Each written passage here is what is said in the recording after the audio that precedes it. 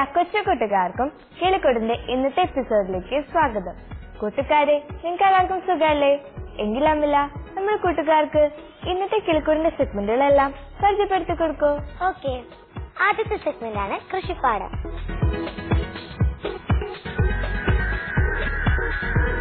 രണ്ടാമത്തെ സെഗ്മെന്റ് ആണ് കളിമുറ്റം.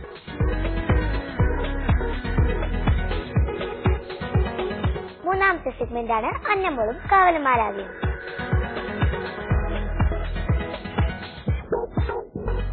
നാലാമത്തെ സെഗ്മെന്റ് ആണ് നല്ല ശീലങ്ങൾ.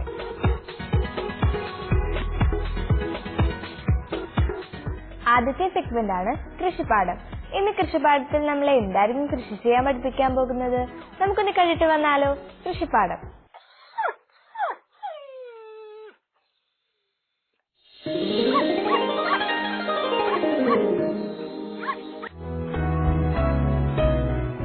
കൂട്ടുകാരെ, നിങ്ങളിൽ ചിലർക്കൊക്കെ ഇഷ്ടമില്ലാത്ത ഒരു പച്ചക്കറിയായ പാവയ്ക്കയുടെ കൃഷിയാണ് ഇന്ന് കൃഷിപ്പാടത്തിൽ.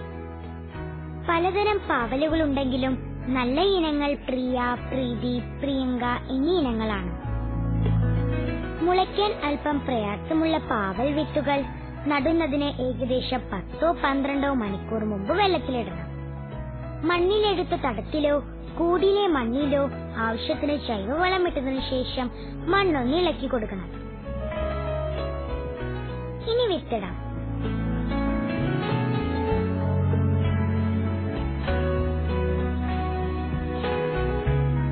ചെടി വളർന്നു തുടങ്ങുമ്പോൾ ഇടയ്ക്ക്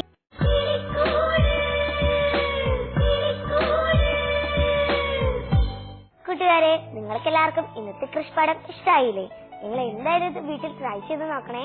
അടുത്ത സെഗ്മെന്റിലേക്ക് പോകുന്നതിന് മുമ്പ് ഈ ആഴ്ചത്തെ സ്പെഷ്യൽ ഡേയ്സ് ഏതൊക്കെയാണെന്ന് നിങ്ങൾക്കറിയണ്ടേ? ഈ ആഴ്ച 2 സ്പെഷ്യൽ ഡേയ്സ് ഉണ്ട്.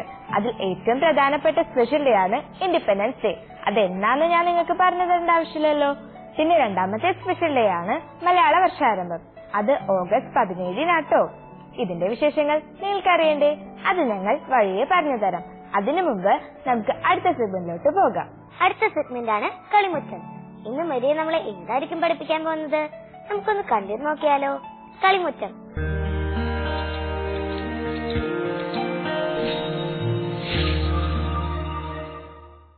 ഹായ് കൂട്ടുകാരെ, ഇന്ന് ഞാൻ നിങ്ങളെ ടേബിൾ ടോപ്പ് എങ്ങനെ ഇൻഡോർ പ്ലാന്റ്സ് വെച്ചിട്ട് അലങ്കരിക്കാം എന്നാണ് പഠിപ്പിക്കാൻ പോകുന്നത്. അതിനാവശ്യമായിട്ടുള്ള സാധനങ്ങൾ എന്തൊക്കെയാന്ന് നമുക്ക് വേഗം നോക്കാം. ആദ്യമായി നമുക്ക് വേണ്ടത് ചെറിയ ചെറിയ ഇൻഡോർ പ്ലാന്റ്സ്, പിന്നെ സിസേഴ്സ്, അടുത്തായി നമുക്ക് വേണ്ടത് പെബിൾസ്, പിന്നെ നമുക്ക് വേണ്ടത് പല ആകൃതിയിലുള്ള പോട്ട്സ്. നിങ്ങൾക്ക് പിടിപോയ ചായക്കപ്പോ ബൗൾസോ എന്ത് വേണമെങ്കിലും ഇൻഡോർ പ്ലാന്റ്സ് നടാൻ വേണ്ടി യൂസ് ചെയ്യാം. പിന്നെ നമുക്ക് വേണ്ടത് വെള്ളം. ഇനി നമുക്കത് ഉണ്ടാക്കി തുടങ്ങിയാലോ? ആദ്യം തന്നെ നമുക്ക് ഈ സിസേഴ്സ് എടുത്തിട്ട് ഈ പ്ലാസ്റ്റിക് കോഡ് കട്ട് ചെയ്ത് കളയാം.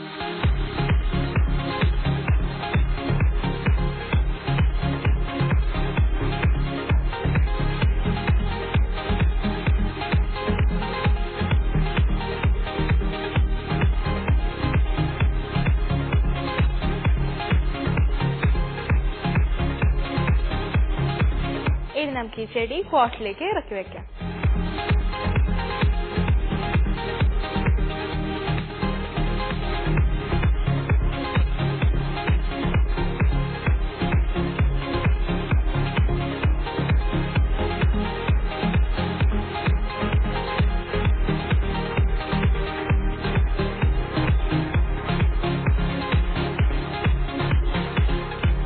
നന്നായിട്ട് ഈ ചെടിക്ക് ചുറ്റും നമുക്ക് മണ്ണ് അമക്കി കൊടുക്കാം.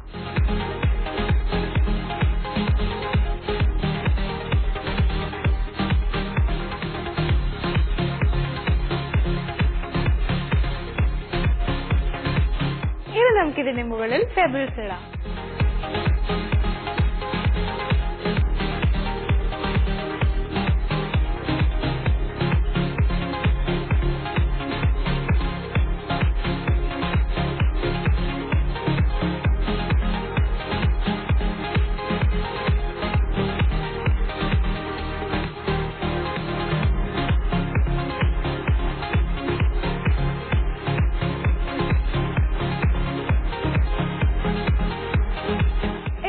അടുത്ത ചെടി എടുത്തിട്ട് പോട്ടിൽ ഇറക്കി വെക്കാം.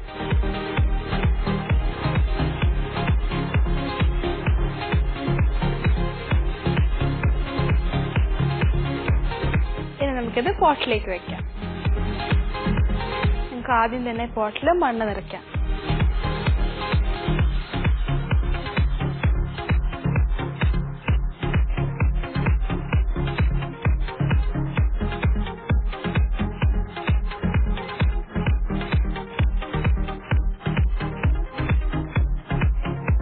ഇനി നമുക്ക് ഇതിലൂടെ കുഴി ഉണ്ടാക്കിയിട്ട് ചെടി ഇറക്കി വെക്കാം.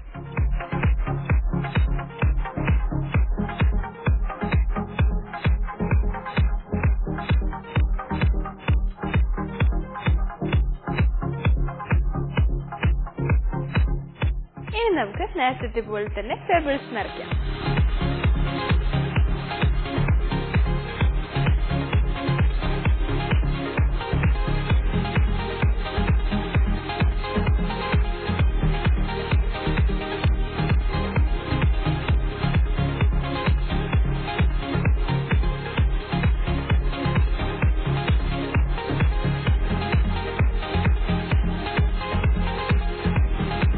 അങ്ങനെ നമ്മുടെ ഇൻഡോർ പ്ലാന്റ്സ് റെഡി ആയി കഴിഞ്ഞു.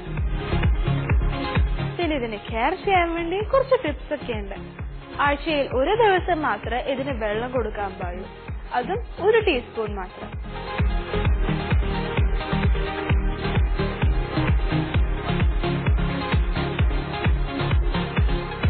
ഇതിങ്ങനെ ചെയ്യുന്നത് ഈ ഇൻഡോർ പ്ലാന്റ് ചീഞ്ഞു പോവാതിരിക്കാൻ വേണ്ടിയാണ്. കാരണം കൂടുതൽ വെള്ളമായി കഴിഞ്ഞാൽ അത് ചീഞ്ഞു പോകും.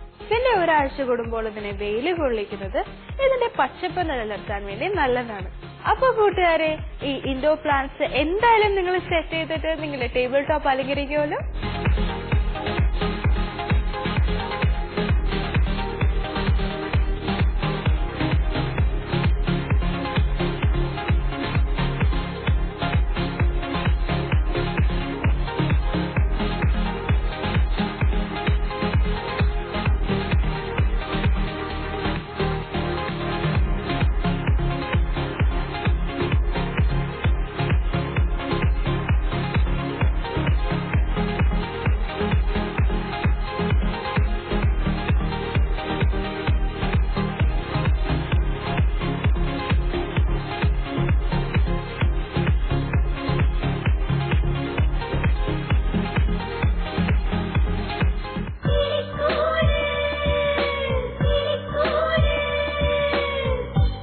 കൂട്ടുകാരെ, മരിയ പഠിപ്പിച്ച ക്രാഫ്റ്റ് നിങ്ങൾക്ക് എല്ലാവർക്കും ഇഷ്ടമായില്ലേ?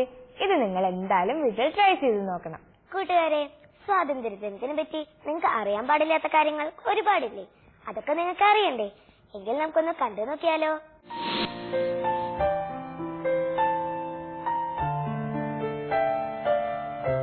കൂട്ടുകാരെ, ഈ ആഴ്ചയിലെ ആദ്യത്തെ പ്രധാന ദിനമാണ് ഇന്ത്യയുടെ സ്വാതന്ത്ര്യദിനം. അതെന്താണെന്ന് ഞാൻ നിങ്ങളോട് പ്രത്യേകിച്ച് പറഞ്ഞു തരേണ്ട കാര്യമില്ലല്ലോ. എങ്കിലും ഞാനത് അറിയാത്ത കിളിക്കൂടിന്റെ കൊച്ചു കൂട്ടുകാർക്ക് വേണ്ടി പറഞ്ഞു തരാം. ഓഗസ്റ്റ് 15-നാണ് ഇന്ത്യൻ സ്വാതന്ത്ര്യദിനം. പുരാതന കാലം മുതൽക്കേ ഇന്ത്യയിലേക്ക് കച്ചവടത്തിനായി പല രാജ്യങ്ങളിൽ നിന്നും ആളുകൾ നമ്മളുടെ ഇന്ത്യയിലെത്തിയിരുന്നു. അറബികൾ, ചൈനക്കാർ, പോർച്ചുഗീസുകാർ, ഡച്ചുകാർ, ബ്രിട്ടീഷുകാർ എന്നിങ്ങനെ പല രാജ്യക്കാർ വന്നെങ്കിലും ഇന്ത്യയിൽ മുഴുവനായും ആധിപത്യം സ്ഥാപിക്കാൻ കഴിഞ്ഞത് ബ്രിട്ടീഷുകാർക്കായിരുന്നു.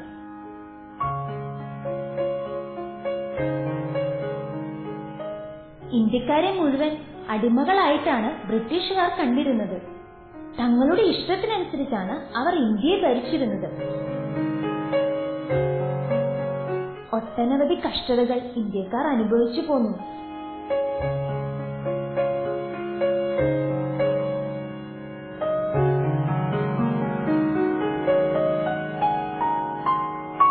ക്രൂരതയാർന്ന ബ്രിട്ടീഷുകാരുടെ ദുർഭരണത്തിനെതിരെ ഇന്ത്യയിലെ ജനങ്ങൾ ഒരുപാട് പോരാടി.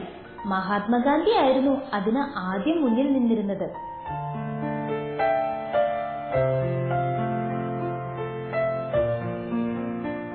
അങ്ങനെ വർഷങ്ങൾ കഴിഞ്ഞ് ബ്രിട്ടീഷുകാർ ഇന്ത്യ വിടാൻ തീരുമാനിച്ചു. 1947 ഓഗസ്റ്റ് 15 അർദ്ധരാത്രിയിലാണ് ഭരണം അവസാനിപ്പിച്ചത്. ഇന്ത്യയെ ബ്രിട്ടീഷുകാർ തങ്ങളുടെ അധീനതയിൽ നിന്നും സ്വതന്ത്രമാക്കി.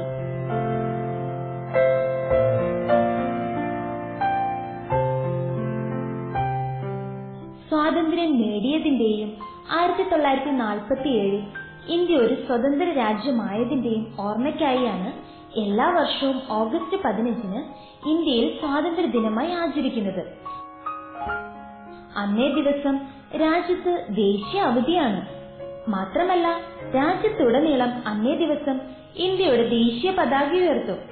ന്യൂഡൽഹിയിലെ ചെങ്കോട്ടയിൽ ഇന്ത്യൻ പ്രധാനമന്ത്രി നമ്മുടെ ദേശീയ പതാക ഉയർത്തുകയും തുടർന്ന് രാജ്യത്തോടായി പ്രസംഗം നടത്തുകയും ചെയ്യും. ഈ പ്രസംഗത്തിൽ തന്റെ സർക്കാർ നടത്തിയ പ്രവർത്തനങ്ങളും രാജ്യം കഴിഞ്ഞ വർഷം നേടിയ അംഗീകാരങ്ങളും രാജ്യം അഭിമുഖീകരിക്കുന്ന പ്രധാന പ്രശ്നങ്ങൾ പരിഹരിക്കുന്നതിലേക്കുള്ള നിർദ്ദേശങ്ങളും പ്രധാനമന്ത്രി നിർദ്ദേശിക്കും. കൂടാതെ ഇന്ത്യയുടെ സ്വാതന്ത്ര്യ ദിനത്തിനായുള്ള യാത്രയിൽ അന്തരിച്ചവർക്ക് ആദരാഞ്ജലികളും അന്നേ ദിവസം പ്രധാനമന്ത്രി അർപ്പിക്കും.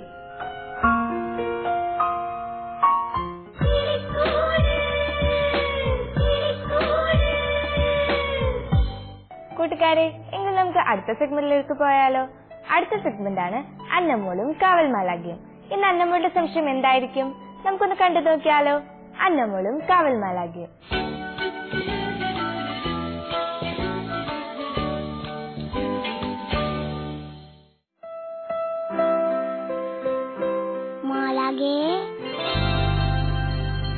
ഹായ് അന്നമോളെ. ഹായ് മാലാഖേ. എന്താണാവോ ഇന്ന് എന്റെ അന്നക്കുട്ടിയുടെ സംശയം? അതൊരു ചെറിയ സംശയം മാലാഖേ. ആഹാ, അത് കൊള്ളാലോ. ആട്ടെ, എന്താ സംശയം? എങ്ങനെയാ മാലാഖേ മണ്ണുണ്ടാകണത്? ഇതാണോ എന്റെ അന്നമോളുടെ ഇന്നത്തെ സംശയം? മാലാഖ ഉത്തരം പറഞ്ഞു തരാലോ. നാം ചവിട്ടി നടക്കുന്ന ഓരോ മൺതരിയും രൂപപ്പെടുന്നത് ആയിരക്കണക്കിന് വർഷങ്ങളിലെ പ്രകൃതിയുടെ ഇടപെടൽ മൂലമാണ്. പ്രധാനമായും 5 ഘടകങ്ങളാണ് മണ്ണിനെ രൂപപ്പെടുത്തുന്നത്. അതെന്തൊക്കെ മാലാഖേ? മാതൃശിലകൾ, കാലാവസ്ഥ, ജീവജാലങ്ങൾ, സമയം, പ്രകൃതി എന്നിവയാണ് ഘടകങ്ങൾ. മാതൃശിലകൾ അഥവാ പാറകൾ പ്രധാനമായും 3 തരത്തിലുണ്ട്. ആഗ്നേയശിലകൾ, അവസാദശിലകൾ, കായാന്തരിത ശിലകൾ എന്നിവയാണവ. ഈ ശിലകളിൽ മഴ, കാറ്റ്, ചൂട് എന്നിവ മൂലം ഈർപ്പ വ്യത്യാസമുണ്ടാകും. തന്മൂലം പാറകൾ അഥവാ ശിലകൾ പൊടിയും. മഴയും കാറ്റും ചൂടും മാത്രമല്ല മണ്ണുണ്ടാകുന്നതിൽ പങ്കുവഹിക്കുന്നത്. പിന്നെ ഓരോരോ പ്രദേശങ്ങളിലുള്ള സസ്യങ്ങളും ജീവജാലങ്ങളുമാണ് മണ്ണിന്റെ രൂപപ്പെടലിൽ ചെറുതല്ലാത്ത പങ്കുവഹിക്കുന്നത്. അതെങ്ങനെയാ മാലാഖേ? ചെടികളുടെ വേരുകൾ ആഴത്തിലിറങ്ങിച്ചെന്ന് പാറകളെ തകർക്കും. മണ്ണിൽ വളരുന്ന സൂക്ഷ്മജീവികളും മണ്ണിരകളുമൊക്കെ പുറപ്പെടുവിക്കുന്ന പ്രത്യേകതരം എൻസൈമുകൾ മണ്ണിനെ ഫലഭൂയിഷ്ടമാക്കുകയും ചെയ്യും. മണ്ണിന്റെ രൂപപ്പെടലിൽ പ്രധാനമായ മറ്റൊരു ഘടകം സമയം അഥവാ കാലഘട്ടമാണ്. അതുപോലെ തന്നെ ഭൂമിയുടെ ചെരിവ്, വെള്ളമൊഴുകുന്ന ദിശ, മലനിരകൾ, താഴ്വരകൾ എന്നിങ്ങനെയുള്ള ഭൂപ്രകൃതിയും മണ്ണിന്റെ രൂപപ്പെടലിന് കാരണമാകുന്നുണ്ട്. മണ്ണിന്റെ രൂപീകരണത്തിൽ സസ്യങ്ങൾ എങ്ങനെ സഹായിക്കുന്നു എന്നതിന് തെളിവാണ് ഡെൻഡ്രോബിയം കല്ലറൻസീസ് എന്ന ചെടി. ഓർക്കിഡ് ഇനത്തിൽപ്പെട്ട ഈ ചെടി ഉയർന്ന പാറകളിലാണ് വളരുന്നത്. അതുകൊള്ളാലോ മാലാഖേ. അവയുടെ വേരുകളിൽ വളരുന്ന ആൽഗകളും വേരുകളുടെ അഗ്രങ്ങളിലെ ചെറിയ നാരുകളും പാറകളിലേക്ക് ഇറങ്ങിച്ചെന്ന് അവയെ മെല്ലെ പൊടിച്ച് മണ്ണ് രൂപപ്പെടുത്താൻ സഹായിക്കും. ഇതുപോലെ മണ്ണ് രൂപപ്പെടാൻ തങ്ങളുടെ ആയുസ് മുഴുവൻ സഹായിച്ചുകൊണ്ടിരിക്കുന്ന ഒരു ജീവിവർഗമുണ്ടെന്നെ മോളെ. അതാരാ മാലാഖേ? ലൈക്കനുകൾ. ലൈക്കനുകളോ? കുമിളകളും ആൽഗകളും ചേർന്നുള്ള പ്രത്യേക ജീവിവർഗമാണ് ലൈക്കനുകൾ. പരാശ്രയത്വമാണ് അവയുടെ അടിസ്ഥാന സ്വഭാവം. പച്ച നിറമുള്ള ആൽഗകൾ ഭക്ഷണമുണ്ടാക്കി കുമിളകൾക്ക് നൽകുമ്പോൾ ആവാസസ്ഥാനവും അഭയവും കുമിളകൾ ആൽഗകൾക്ക് നൽകും. ലൈക്കനുകൾ കൊള്ളാലോ മാലാഖേ. അതേനെ, ലൈക്കനുകൾ നിരന്തരം പുറപ്പെടുവിച്ചുകൊണ്ടിരിക്കുന്ന ദ്രാവകങ്ങൾ പാറകൾ പൊട്ടിയിളകാൻ ഇടയാക്കുകയും അതുവഴി മണ്ണുണ്ടാകുകയുമാണ് ചെയ്യുന്നത്. പിന്നുണ്ടല്ലോ അന്നമോളെ നമ്മുടെ കയ്യിൽ ചുരുട്ടിയെടുക്കാവുന്ന ഒരു പിടി ലൈക്കനുകൾ ഉണ്ടാകണമെങ്കിൽ എത്ര വർഷമെടുക്കുമെന്നോ? ഇല്ലല്ലോ, എത്ര വർഷം ആവും മാലാകെ? കുറഞ്ഞത് 100 വർഷങ്ങൾ. എന്റെ അമ്മോ. അന്നമോളെ, മമ്മി വിളിക്കുന്നുണ്ടല്ലോ അന്നമോളെ. ഇപ്പൊ എങ്ങനെയാ നമ്മൾ ചവിട്ടി നടക്കുന്ന മണ്ണുണ്ടാകുന്നതെന്ന് അന്നമോൾക്ക് മനസ്സിലായില്ലേ? മനസ്സിലായി മാലാകെ. എങ്കിലെന്റെ അന്നമോൾ വേഗം വീട്ടിലേക്ക് പോയിക്കോട്ടോ. ശരി മാലാകെ. ബായ് അന്നമോളെ. ബായ് മാലാകെ.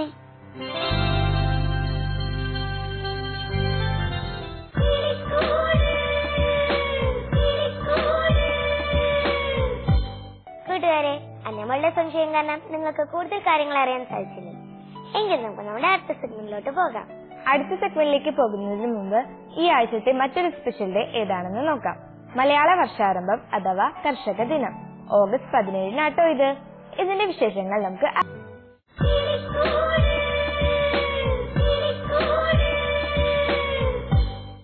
എങ്കിൽ നമുക്ക് നമ്മുടെ അടുത്ത സെഗ്മെന്റിലോട്ട് പോകാം. അടുത്ത സെഗ്മെന്റ് ആണ് നല്ല ശീലങ്ങൾ. ഇന്ന് നല്ല ശീലത്തിൽ ആരായിരിക്കും നല്ല ശീലം പറയാൻ വരുന്നത്? എന്തായിരിക്കും പറയാൻ വരുന്നത്? നമുക്കൊന്ന് നോക്കിയാലോ. നല്ല ശീലങ്ങൾ. കൂട്ടുകാരെ, ഞാനൊരു കാര്യം പറയട്ടെ. നിങ്ങൾ എങ്ങനെയാ ഭക്ഷണം കഴിക്കുന്നത്?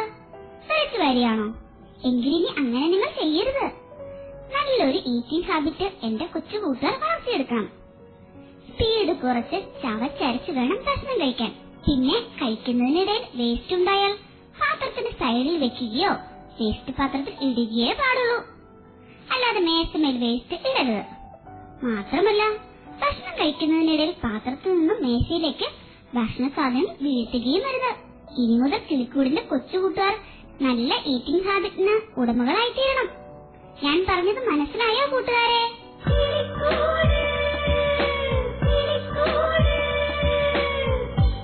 കൂട്ടുകാരെ, ഇന്നത്തെ എപ്പിസോഡ് നിങ്ങൾക്ക് എല്ലാവർക്കും ഇഷ്ടമായില്ലേ? എങ്കിൽ നിങ്ങളുടെ അഭിപ്രായങ്ങളും നിർദ്ദേശങ്ങളും ഞങ്ങൾ എഴുതി അറിയിക്കാൻ മറക്കരുതേ.